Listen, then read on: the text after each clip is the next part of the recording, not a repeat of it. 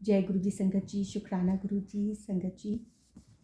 कल दिव्य आभा divine book की reading नहीं हो पाई क्योंकि मैं कल सत्संग पे गई थी।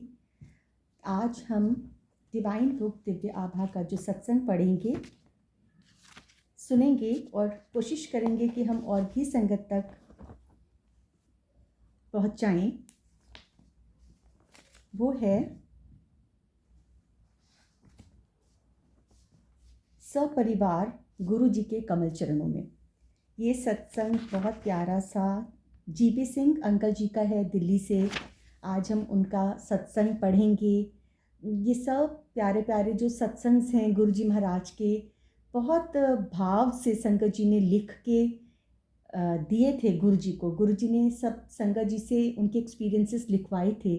तो ये हमारा गुरु परिवार का एक बहुत बड़ा सौभाग्य है जो हमें ये सत्संग पढ़ने को आते हैं। हम पढ़ते हैं और उनको अडाप्ट करते हैं, हम उनसे कोई ना कोई सीख लेते हैं, क्योंकि ये सत्संग हमारे लिए बहुत मोटिवेशन और इंस्पिरेशन देने का काम करती हैं। क्योंकि ये सत्संग है, सच में ये उनके साथ हुआ है। क्योंकि सत्संग ऐसे ही नहीं बनते संगत जी। सत्संग कोई कहानी नहीं है, कोई स्क्रिप्टेड कुछ नहीं, कुछ भी नहीं। सत्संग जो हमारे साथ पर्सनली हमारे एक्सपीरियंसेस होते हैं, महाराज एक्सपीरियंसेस अपने देते हैं, डिवाइन हमें एक्सपीरियंसेस देते हैं, हमें कष्टों से बाहर निकालते हैं, प्रॉब्लम से बाहर निकालते हैं। और जो हमारे रुके हुए काम होते हैं गुरुजी उनको बनाते हैं। टाइमिंग्स गुरु महाराज की होती है, वो हमारी नहीं होती है। तो जब हमारे काम बन जाते हैं गुरु जी के टाइम के अकॉर्डिंग, तो वो सत्संग बन जाते हैं जो हम कभी सोच भी नहीं सकते कि ऐसा होगा, बट होता है ना। हमने कभी नहीं सोचा होगा कि ये काम हमारा हो जाएगा। कभी सपने में भी शायद हम कई काम ऐसे होते हैं संगत जी जो हम सपने में भी नहीं सोच सकते कि वो काम हमारा हो सकता है। बट जब वो पॉसिबल हो जाता है, मुमकिन हो जाता है, तो वो ही सत्संग बन जाते हैं। और वही सारे सत्संग इस प्यारी सी डिवाइन आभा बुक में पब्लिश हुए। और हम सबका ये बहुत बड़ा सौभाग्य है कि हम ये सत्संग पढ़ पा रहे हैं, हम ये सत्संग सुन पा रहे हैं। तो हमें ज़्यादा समय ना बर्बाद करके बहुत प्यारा सा ये सत्संग अंकल के 2 सत्संग से हैं, कोशिश करेंगे हम दोनों ही पढ़ लें। छोटे छोटे से प्यारे प्यारे सत्संग से हैं। सब परिवार गुरु जी के कमल चरणों में। जय गुरु जी, शुक्राना गुरु जी। हम गुरु जी के पास फरवरी 1999 से आते रहे हैं। हमने गुरु जी की प्रतिभाओं और कृपा के बारे में बहुत सुना था, किंतु जब उनके प्रथम दर्शन हुए तो वह हमारी आशा से कहीं अधिक अनुपम थे। सबसे पहले मेरी पत्नी लाभान्वित हुई, मतलब उनको लाभ मिला गुरुजी महाराज के दर्शन करके। वह पेट के निचले भाग और पीठ में किसी ऐसे रोग से ग्रस्त थी जिसका निदान नहीं हो पा रहा था और उसकी वेदना बढ़ती जा रही थी। उसने गुरुजी से प्रार्थना करी जिससे वह उनके दर्शनों के लिए आ सकें। एक दिन उनके समक्ष बैठे हुए उसे अपने शरीर में उस रोगग्रस्त स्थान पर सिरहन का आभास हुआ। उस दिन के उपरांत अब तक उसे कभी भी कोई पीड़ा नहीं हुई है।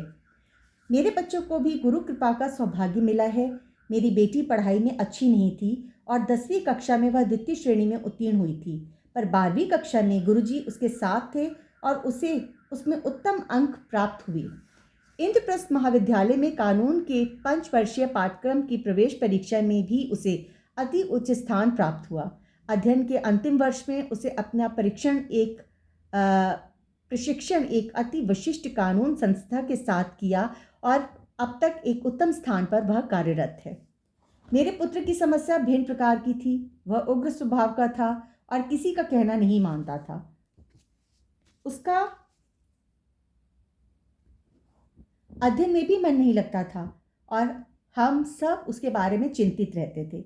गुरुजी ने उसे एक अभिमंत्रित चांदी का कड़ा पहनने को कहा।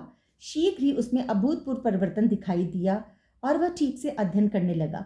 गुरुजी की दया से अब वह एक इलेक्ट्रॉनिक यांत्रिक है और एक प्रसिद्ध संस्था के साथ कार्यरत है। वह हम सब से प्रेम करता है और गुरुजी का चित्र सदा अपने साथ रखता है। गुरुजी का स्वरूप तो हमारे संगत के दिल में बसा हुआ है, हम सबके हृदय में बसा हुआ है। एक बार अपने मित्रों के साथ जाते हुए कार दुर्घटनाग्रस्त हो गई। कार तो बेकार हो गई, पर गुरु कृपा से कार में सवारी जितने भी लोग सवार थे वह सब सुरक्षित रहे। गुरु जी ने मेरी भी सहायता करी है। अक्टूबर 2003 में जब मैं सार्वजनिक निर्माण विभाग से सेवानिवृत्त होने को था, तो मुझे मिलने वाले भत्तों में अड़चन उत्पन्न हो गई। मेरे विरुद्ध झूठे आरोप लगा दिए गए, किंतु गुरु जी की कृपा से सब समस्याएं दूर हो गई और आरोप भी वापस ले लिए गए। अब मैं दिल्ली में एक अंतर्राष्ट्रीय संस्था के साथ कार्यरत हूँ। गुरु जी की दया की कोई सीमा नहीं है, केवल पूर्ण आस्था होनी चाहिए। संगत जी, जय गुरु जी, शुक्राना गुरु जी। संगत जी, गुरु जी की कृपा असीम होती है हम सबके ऊपर। अगर हम अपने आप को सीधे तरीके से सादगी के साथ, सिंप्लिसिटी के साथ, सिंपल भाव के साथ, बिना किसी आडंबर और दिखावे के महाराज के चरण कमलों के साथ जुड़ते हैं ना, तो जो कृपा महाराज की होती है वो बहने लगती है। तो किसी भी तरीके के दिखावों में मत पड़िए।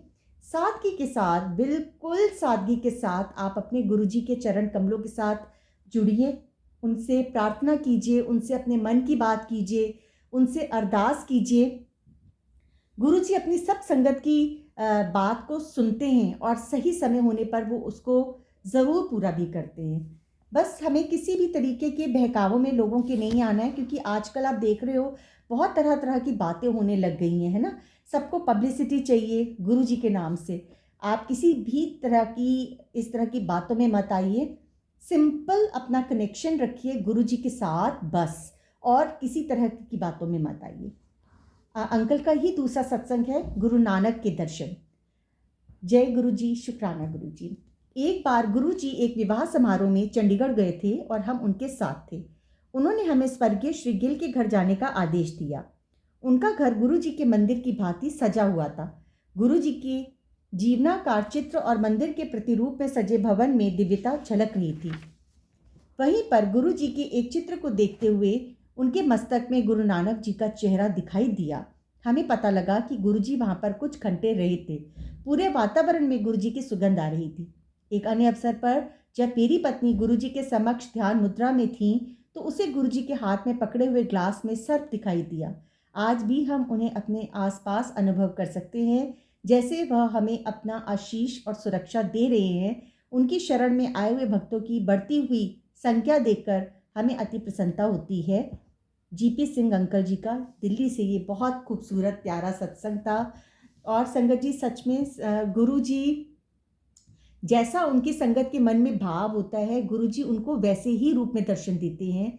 मुझे भी गुरु जी ने गुरु नानक देव जी के रूप में दर्शन दिए, कृष्ण भगवान जी के रूप के दर्शन दिए, साईं बाबा के रूप के दर्शन दिए। क्योंकि हम इफ और बट वाले इंसान होते हैं। जब हम गुरु जी के साथ अपने आप को जोड़ने की कोशिश कर रहे होते हैं, और आज भी हम वो कोशिश कर रहे हैं, वो तो गुरु जी की कृपा है कि वो अपनी संगत को अपने चरण कमलों के साथ स्वयं जोड़ते हैं। पर जब हम शुरू में कोशिश करते हैं अपने आप को कि हम गुरु जी के साथ जुड़ें, है ना, तो जैसा हमारे मन में एक चित्र बसा होता है, क्योंकि सब भगवानों का रूप एक ही है।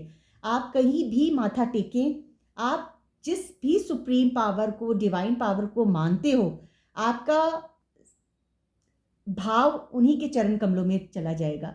अगर हम, जैसे मैं अगर अपनी बात करूं, अगर हम कभी किसी मंदिर में, अब मैं कहीं जाना मेरे को अच्छा ही नहीं लगता, क्योंकि मुझे लगता है कि आप घर में ही एकांत में गुरु जी के साथ अगर आप थोड़ी देर शब्द बानी चला लेते हो, उसी में आप अपने आप को मस्त कर लेते हो, आप उसी में उसी रंग में आप अपने आप को रंगना ज़्यादा पसंद करते हो।